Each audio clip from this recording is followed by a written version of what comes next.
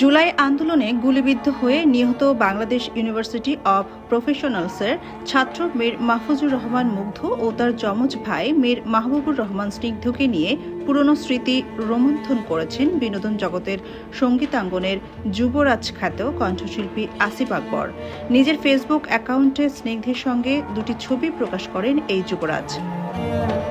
আওয়ামী লীগ সরকারের পতনের পর নোবেলজয়ী ডক্টর মোহাম্মদ ইউনূসের নেতৃত্বে অন্তর্বর্তীকালীন সরকার গঠন করা হয়। এর আগে 18 জুলাই সেই বৈষম্য বিরোধী ছাত্র আন্দোলনে গুলিবিদ্ধ হয়ে নিহত হন বিইউপির ছাত্র মীর মাহফুজুর রহমান মুগ্ধ। তিনি আন্দোলনে ছাত্র জনতাকে পানি খাওয়ানোর কাজ করছিলেন। তার সেই পানি বিলিয়ে দেওয়া অমর উক্তি আজও দেশের মানুষের হৃদয়ে কাঁপিয়ে দেয়, পানি লাগবে পানি। জুলাই বিপ্লবের মহানায়ক বলা হয় শহীদ মীর মুগ্ধকে, তারই যমজ ভাই মীর স্নিগ্ধ। তাদের একমাত্র মামা মইনুল হোসেন চৌধুরী দীর্ঘদিন আসিফের সঙ্গে ছিলেন। তার সেই সম্পর্কে তিনিও স্নিগ্ধের মামা।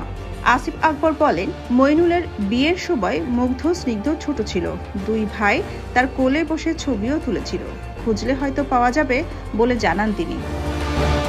গানের এই যুবরাজ আরও বলেন, মুগ্ধ নিজে ছিল স্কাউট, স্নিগ্ধ তাই। আগামী 20 ফেব্রুয়ারি রোভার স্কাউটের 7ম জাতীয় কমডেকা অনুষ্ঠিত হবে সিরাজগঞ্জে। উদ্বোধন করবেন প্রধান উপদেষ্টা ডক্টর মোহাম্মদ ইউনূস। আসিফ বলেন, স্নিগ্ধ সহ একদল স্কাউট অফিসে এসে একটা গান ধরিয়ে দিয়ে বলল এটা থিম সং, তাকে গাইতেই হবে। পরে সঙ্গীত পরিচালক জাবেদ আহমেদ কিসলু গানটিকে ঘষা মাজা করে কম্পোজিশন তৈরি করেছে।